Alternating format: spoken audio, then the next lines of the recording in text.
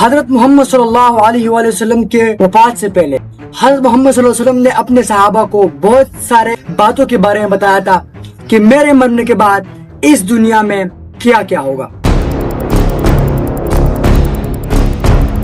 اور ایک دن حضرت عمر رضی اللہ تعالیٰ عنہ اور کچھ صحابہ جو مسجد نبوی میں حضرت محمد صلی اللہ علیہ وسلم کے ساتھ بیٹھے تھے، اور اس میں ایک شخص آتا ہے، اس کا روحدہ اور ایکسٹریملی ایک ہینڈسم بندہ مسجد نبوی میں انٹر ہوتا ہے، اور اس کے ایکسٹریملی سفید کپڑے اور بالکل بلیک بالز تھے.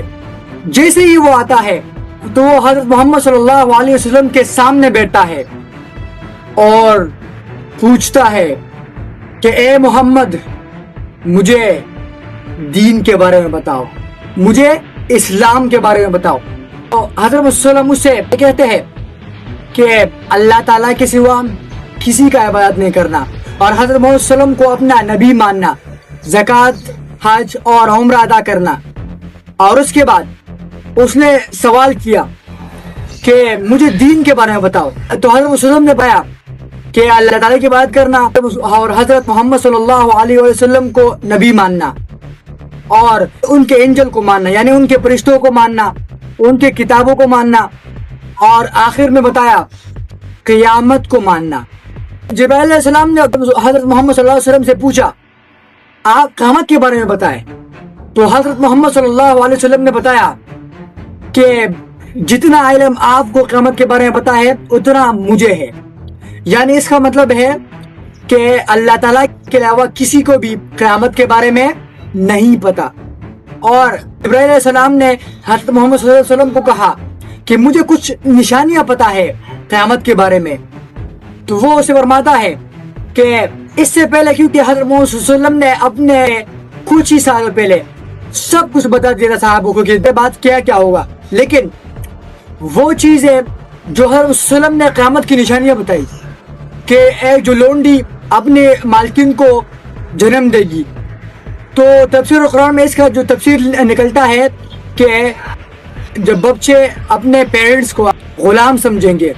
دوسری جو چیز بتائی تھی یعنی چرواہا، جو جیپریس تھے جو اس ٹائم بغیر چپل کے گھومتے تھے اور اپنی خانہ بدوش کی طرح چرواہے کرتے، کہیں بھی وہ پرمنٹ نہیں رہتے تھے. یہ آگے جا کے بلڈنگوں میں ایک دوسرے کے ساتھ مقابلہ کریں گے اور کمپٹیشن کریں گے. صحابہ نے فرمایا کہ یہ تو بہت مشکل ہے، کیونکہ اتنے غریب لوگ کہ بالکل لوئر فیملی سے جو ان کا تعلق ہے بدو، تو یہ کیسے آگے جا کے یہ کر سکتے ہیں. لیکن پھر ہوا. یہاں جو ٹرننگ پوائنٹ آتا ہے جب عثمانی سلطنت، آخری عثمان کا جو آخری سردار ہوتا ہے سلطان عبدالحمید، اور وہ آخری سالوں میں اپنے امپائر کو انڈسٹریز، جو اپنے پرانے طریقے سے ایک انڈسٹریز کی طرف وہ توجہ دیتا ہے، فوکس دیتا ہے، اور بہت سارے پروجیکٹ بناتا ہے. جیسے کہ پہلے پروجیکٹ بنائی اقدس سے لے کر مدینے تک، اس نے ایک ٹرین بھی بنائے. لیکن یہاں سب سے بڑا مسئلہ تھا بدو، یعنی پھر سے وہی لوگ، کیونکہ ان لوگوں نے 10 سال پہلے صحابوں کو بھی شہید کیا تھا جو حج کے لیے جا رہے تھے. تو یہ سب بڑا مسئلہ تھا. تو سلطان عبدالحمید چاہتے تھے کہ ان کی جو رونانے تھے، جو بدو ہے، جو چرواہا ہے، ان کی زندگی کو پرماننٹ بنائے، یعنی خانہ بدوش کی زندگی سے ان کو ایک پرماننٹ انڈسٹریز کی طرف لے جائے. تو اس کے بعد تو وہ اپنی پروجیکٹس کو ان کی طرف، لیکن یہ بالکل خوش نہیں تھے.